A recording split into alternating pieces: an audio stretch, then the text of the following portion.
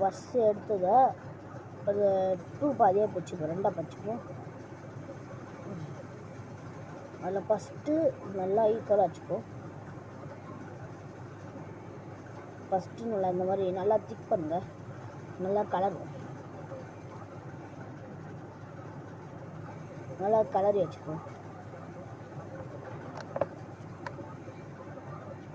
அப்புறம் இந்த மாதிரி ஏதாச்சும் ஒரு மோல்டு இருந்ததுன்னா அந்த மோல்டை வச்சு ரவுண்ட் பண்ணிக்கோங்க. இந்த ரவுண்டு மோல்டு நல்லாயிருக்கும்.